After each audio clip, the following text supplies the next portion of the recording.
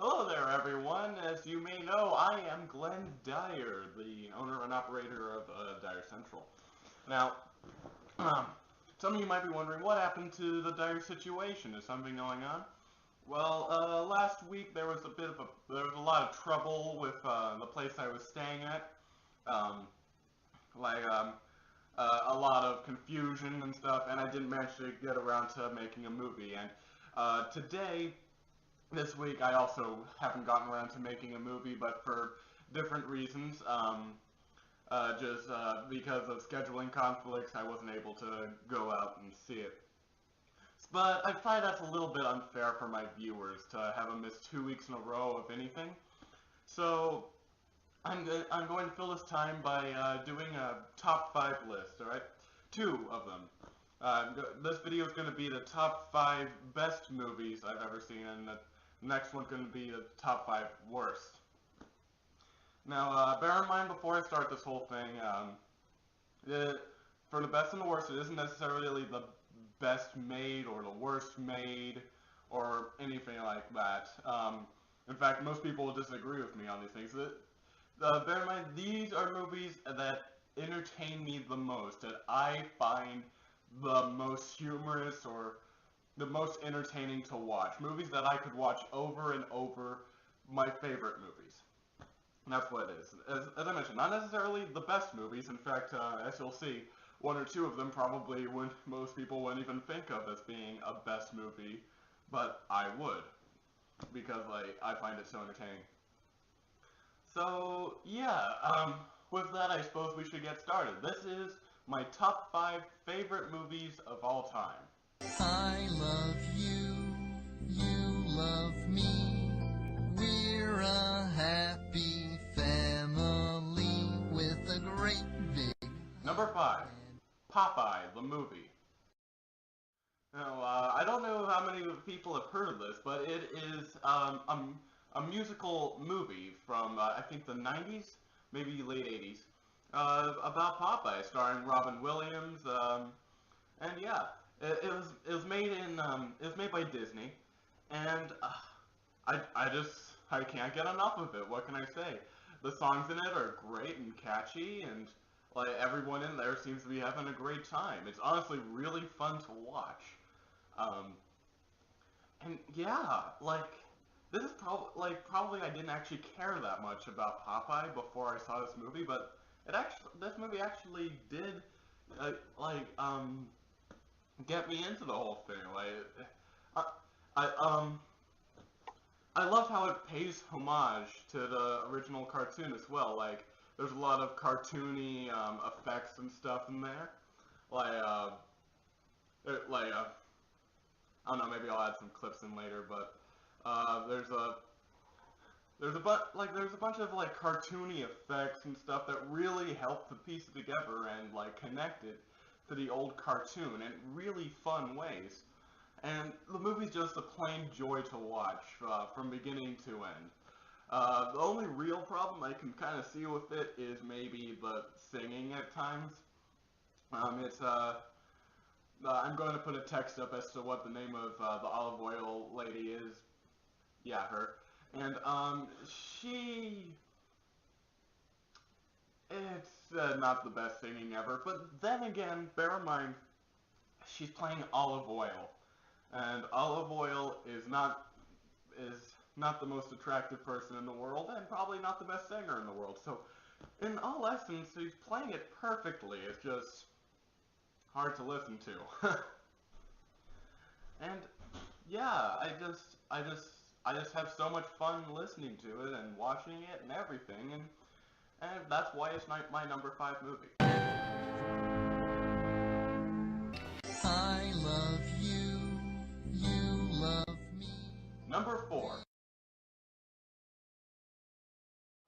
Creature. Now, this one would definitely become for those of you who know the movie, this has probably came as a definite surprise because some people consider this to be one of the worst movies of all time. But it was made. Let me put in some context. It came out in 2011. It was produced by the Bubble Factory. Um, And and yeah, like when I let's say how I first heard of it, like I I saw a trailer, right? It was just probably one of the worst trailers I've ever seen. Basically, it's just a bunch of clips of some stuff you can't quite make out, and then like scrolling text that says "Terror has teeth," and then it'll show some lame title card with a droll voice going "Creature, rated R, nude." Like, it was completely monotone and stuff. Like, kind of like, what the hell is that? But I heard on the radio, like a couple days after it came out, I heard on the radio something that made me decide I had to watch it. It apparently had the worst box office draw of all time. In terms of like the opening weekend, it had one of the worst, like the worst box office draw. It's probably, I don't know if it still does, but the worst for the opening weekend. So I was with Alex, like when we was in the car, and like we immediately turned to each other and we were like, we gotta see this. So we got Dylan with us. Rob didn't want to come, but we got Dylan with us, and we all went to watch it. And oh man, because we just knew it was going to be like one of the greatest things we've ever seen in our lives. Like there's something something to think about when you're thinking of me is I I love I love crappiness. All right, I love it when a movie is honestly just so horrendous that it's hilarious, especially when it comes to horror films. Because Creature is a slasher film of sorts, and made by people who clearly don't know how to make an effective slasher film. And the thing is, that becomes the most hilarious thing you have ever seen in your existence. And like, bear in mind, this is the type of movie it is. The opening shot is of a woman's ass as she is her bare ass as she is about to go skinny dipping in a lagoon for no reason. It just happens. Like that is the epitome of all slasher film crap. I could barely believe it. That movie was like continuous laugh after laugh after laugh as they just try to put everything in there to try and make it shocking, and instead comes out to be hilarious. Maybe I'll do a Chadwick Jones on it someday because it is just so funny. Like, man, there's this one scene where like like there's this guy, he starts spying on his friends, like his two friends were having sex. He starts spying on them with binoculars. It just happens, and then his sister comes up behind him, notices him doing this, and starts beating him off. Like you, like that expression on your face, like that's what they did, and it made no sense. And then she turned around afterwards and gets sucker punched in the face by some guy who's back there, and like it was just laugh after laugh after laugh. It was one of the most hilarious movies I have ever seen. It's funnier than most Adam Sandler movies, I'd say. And yeah, I couldn't believe it. Seriously, like that movie went down in history. If Dire Situation was around back then, like it like that review would have gone on for like an hour, just explaining in detail just how awesome it is. So yeah, maybe I'll do a Chadwick Jones on it someday. Yeah, that movie definitely earns a spot on this list.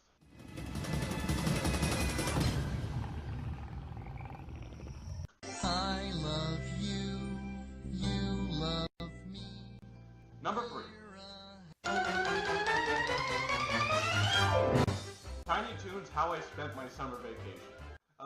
Some of you might remember this from Doug Walker's top 10 most underrated films of all time. And yes, I definitely agree with that. This movie is perfect 90s humor.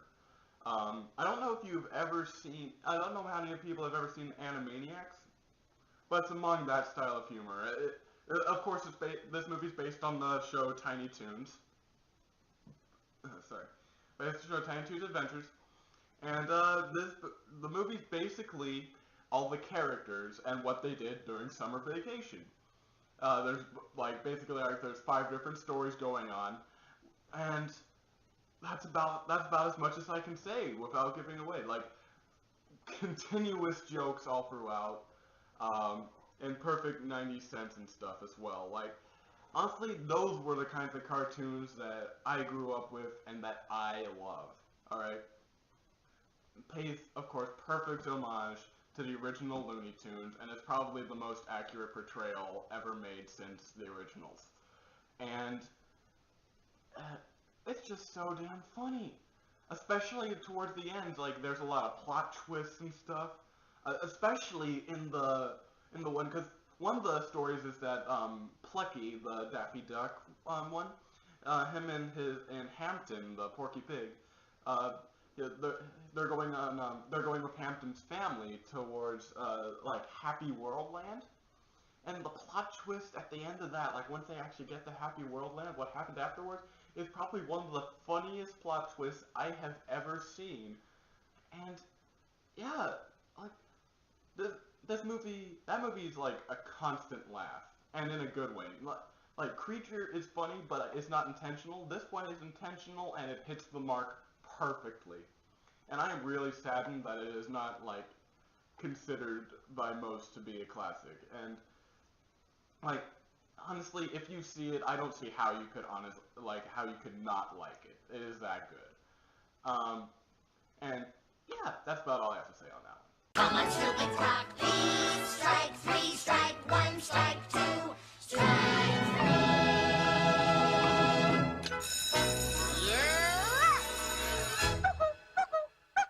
I love you, you love me.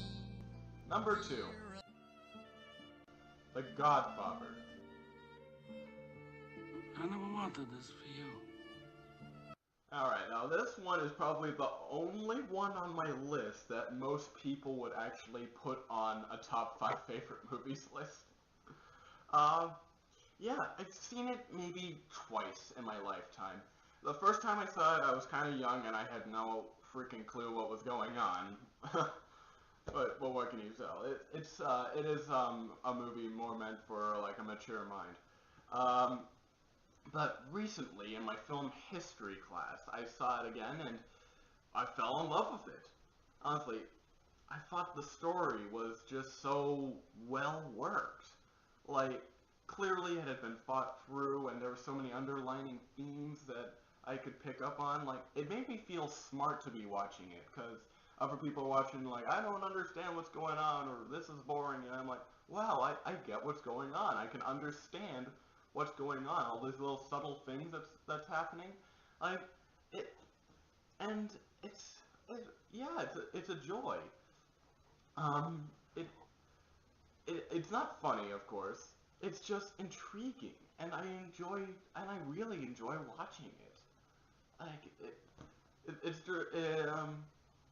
it's directed by Francis Ford Coppola, and I can definitely see why people consider this to be one of his greatest films. Um, Admittedly, I've never seen Godfather 2 or 3. Some people tell me that the second Godfather is the best. I'm honestly not sure how. Well, like, I really like The Godfather. I think I gave it a 9 out of 10 in the reflection I did. And, yeah, I just love it. I love the subtlety. I like Marlon Brando. It's probably one of his few performances that I actually liked. Uh, and, and yeah, like, what more is there to say? There's been a lot of people who've probably given it far better reviews than I'm doing right now. But if you haven't seen it, like, I definitely recommend it. You know, it's um, especially like if you're into like thinking about the movie and stuff. I don't recommend it if you want this mindless sit back and like the movie does everything for you and stuff. But if you seriously like to think about what you're seeing and stuff, then this is definitely a movie for you. I highly recommend it.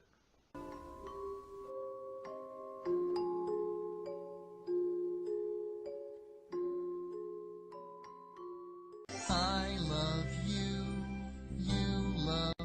And the #1 favorite movie of all time for me is...